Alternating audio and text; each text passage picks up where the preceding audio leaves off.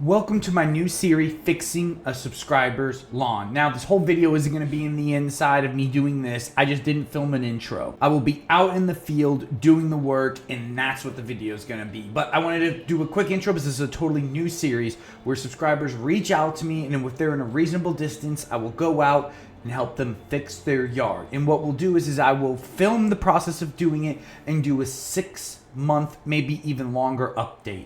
Series 1, and I'm going to do probably 5 to 6 different videos on each person's lawn I'm fixing. And at the very end, I'll put together a whole 6-month progress of all the work we did, and from this day to 6 months later, the results. That way you can actually see the results of the work I'm doing when I put it in. So this is going to be different because this is going to be longer term and showing you the results rather than just talking about it. So without further ado, let me get right into the video. All right, and we are back. As you can see, this is the lawn that I'm working on fixing. Typical new build. Grass is thin, bare, not growing, brown, crunchy. Even when he seems to fertilize it and do the things that need to be done, it can just not get fixed. Now, this is someone who reached out to me. He's been watching my videos and was luckily close enough for me to come out and help to start my new series, Fixing a Subscriber's Lawn. Now, the customer knew this needed to be aerated and top dressed, because this really is almost the only way of fixing a lawn like this. You can try to pump it with nitrogen and get some good temporary results, but in the long run, it will not pay off. To fix this yard, we need to get good soil down. And the way we decided is, you can see how really bad it is. You know, command soil was our first option, but because of how expensive command was, it was going to be really tough to be able to get how much we needed. So we decided to go quantity over quality and apply 30 yards of a local topsoil blend. Now, I went and checked this blend out first to make sure that it was good. So I knew before buying what we were applying. But as you can see, this whole yard struggles. The neighbor on the left is new sod, and the neighbor on the right owns a lawn care company. But pretty much the whole street of established lawns look like this, just not great. And now also with doing the 30 yards, it's going to help level the lawn out because it's very bumpy and rough. I know everyone with St. Augustine deals with that, of rough and bumpy yards. So we're knocking out 2 birds with 1 stone. We're applying good, rich soil, and we're going to even out a lot of those bumps. Now, what I'm doing here is the first step by marking the heads, because I'm going to start with doing an aeration.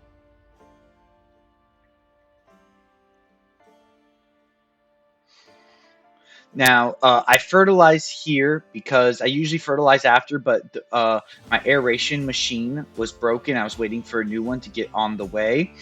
So I went ahead and fertilized to make sure I wasn't getting slowed down.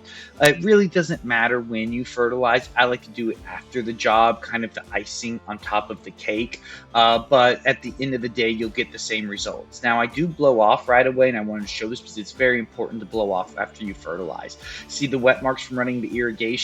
If I left that fertilizer there, because this job was going to take me all day, and I knew I wasn't going to blow off till the evening, if I didn't start blowing off now, we would have had stain marks. So here's the core aeration. Now, a core aeration is a very important part of this process, because a lot of this is you're getting a lot of root rot problems, and not because the root rot is the disease, but because the sandy soil holds no natural nutrients and it starts to compact and kind of stay really wet, like that sand at the beach that you see the waves go up and down all the time. That's what we're getting.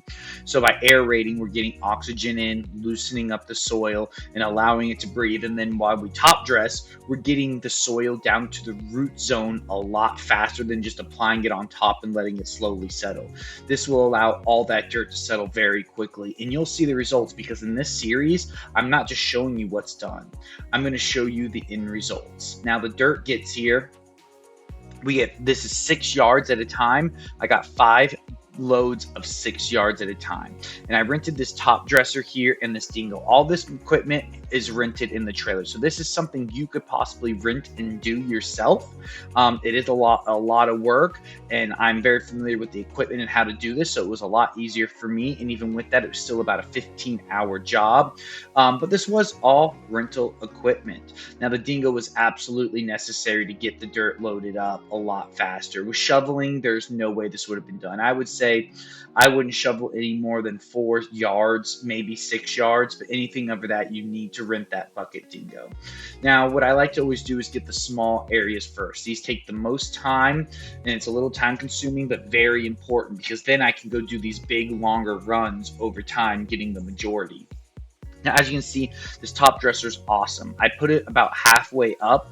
That way any large chunks doesn't go through the gate and I can break those down. I did not have too many large chunks, but I wanted to really be sure that I wasn't. So I made sure to put it the setting halfway open, and it has a brush to help break it down. And you can see, look, it really applies that nice and evenly. And it doesn't look like much now, but I do several passes over the lawn. I like to do one general pass to make sure I'm applying everything evenly and we can get all the areas needed. And then after that, we'll apply more, which I will show you. That's a good close-up of that brush working.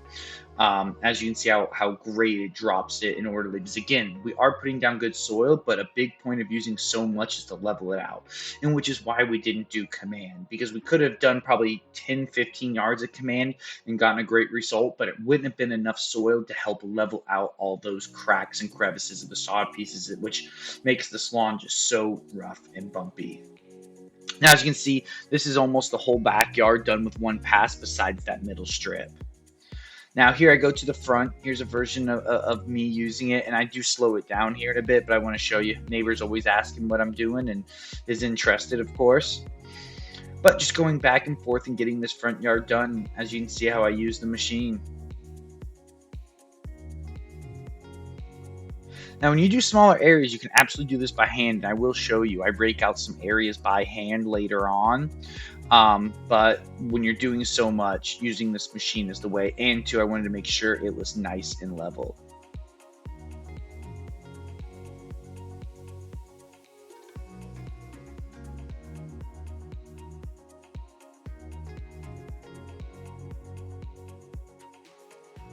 And just from the outside, you can just watch me do these passes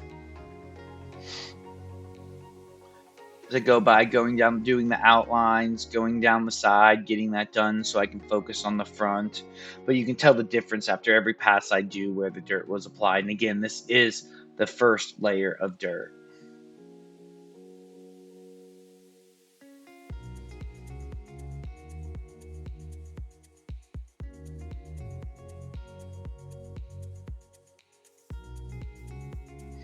As you can see, it's a pretty repeated process as I keep going over the front.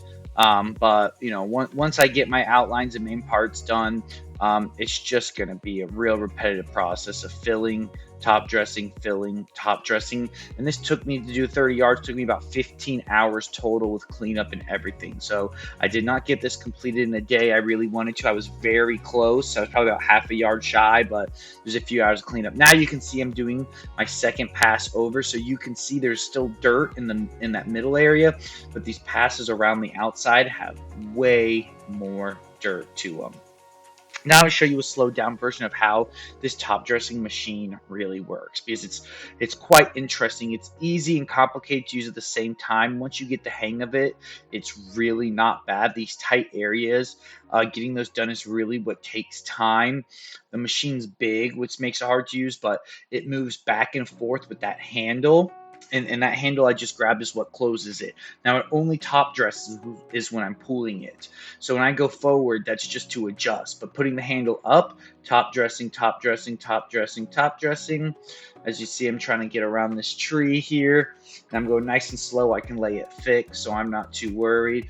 But it's still top dressing. It'll only top dress in this direction. So again, laying it out real nicely, and as I loop back around, you'll see I'll pull the handle. Now I'm done. Now I can go pull or push without the soil coming out. As you can see, it also has a conveyor belt at the bottom. So the way it works is that conveyor belt pulls the dirt out to a door, and that door is opened at a certain height, which allows only so much dirt to come out, and it has a big brush that helps break it down and make sure it's coming out evenly. This works amazing. As you can see, it's just, big and bulky to move around. These are the tight areas, but as you can see, it's great. Handles up. I'm top dressing. Simply pull the handle back. I'm done, and then I'm gonna line back up to where I want to keep going. I actually end up doing some soil in this area by hand because it ended up being such a low area, but you get the idea of how this top dressing machine works. And again, I want to say this is something I all rented. You wouldn't have to get the Dingo or the other things, but you could rent this. Really, the only thing you need is a truck. If you didn't, you could rent one from Home Depot. But you could find a rental place and rent this equipment and get this done yourself, or ideally hire a professional. But there's not a lot of people do this, and not a lot of people do this right, because like I said here, if we ended up only doing 10 yards of command, we would have gotten the nice green yard, but we wouldn't have leveled anything out, and we would have had to come back with sand or something else, which the soil's so bad we don't want to do sand, but sand's the best leveler. So that's why we decided here to go with quantity over quality. Let's say, hey, instead of doing 10 yards of command, let's do 30 yards of a local top dress, which, by the way, I went and checked the local top dress before I just bought it to make sure it was good enough quality and it was going to get the job done, which luckily it was. But how much we saved allowed us to use so much more. So we're getting the better soil and we're leveling out the yard. So this is going to be a 2-in-1 process. Now, the best part about this is, like I said, I'm going to follow up. This is just episode 1. We're going to have 5 to 6 episodes, and in the final episode, I'm going to show everything all together in one video. So you're going to see 6 months of results in one video. This is where I rake out that top area there. I get that done. I'm doing a lot of little cleanup detail work, blowing off, finishing up, getting it raked out. It's a lot of little stuff that goes in to finish this job up. The cleanup is a lot of work.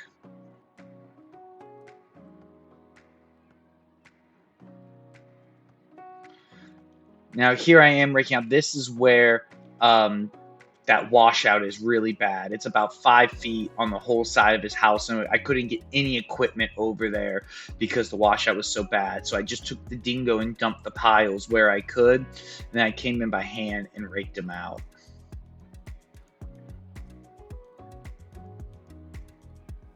See, now you can see the clumps. Now you can see the importance of using that top dressing machine, because clumps might deter people from using the soil, but the soil's really good.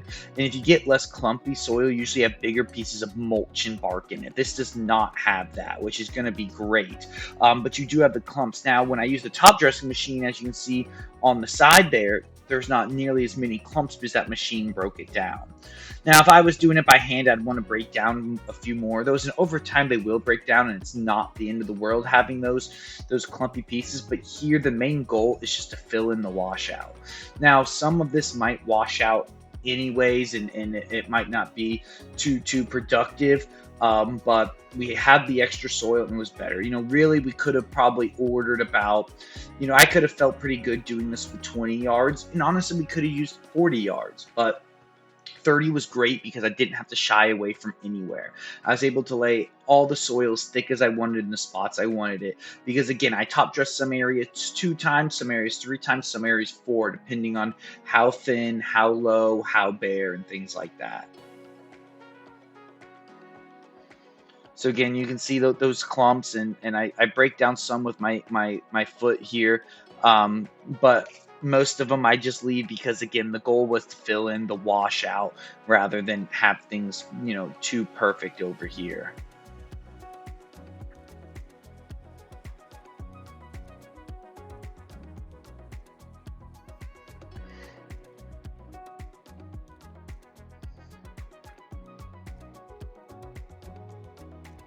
And then what I do is I smooth it back in, to match the lawn up here that I used the top dresser with. I wanted to make sure that I didn't mess up the grade and things still blended and worked well.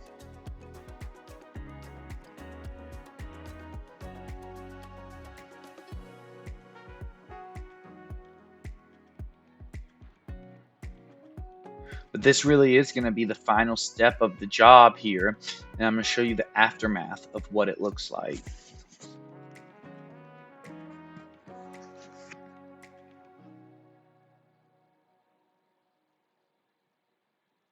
Now, I know this looks like a lot of dirt, but it's going to settle quick. And if you like this series, please like and subscribe and comment. Let me know if you like this series, because in 2 weeks I'm going to follow back up this yard and we're going to see where it's at.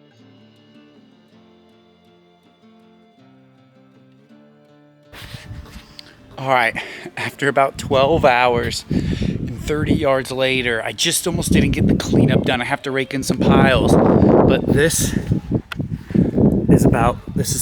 is 30 yards of dirt spread through an entire yard and aerated. The entire back, front, and sides of just a local bulk compost. It was hard to do command with how much we needed here, because we did a little mix of leveling out the rough bumps. It's not going to level the big spots, but all those areas where the sod didn't come in, it'll help level that. And then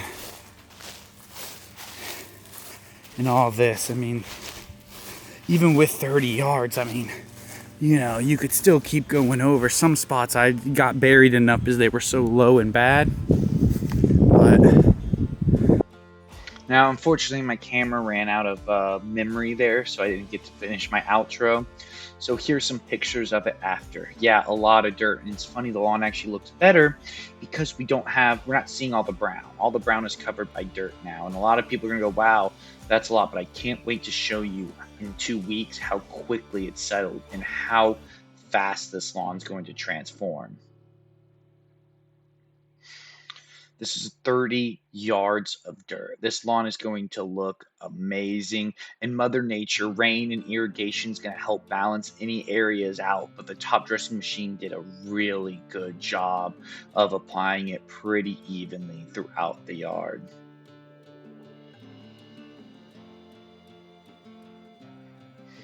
And now that was it. Let me know if you like this series. You know, let me get through it. But if you're liking this content, please like, subscribe, comment, and let me know. I'm trying to, rather than just talk about it, get out here and show you more and show you the long-term results of what this stuff does. Thank you everyone so much, and have a great rest of your day.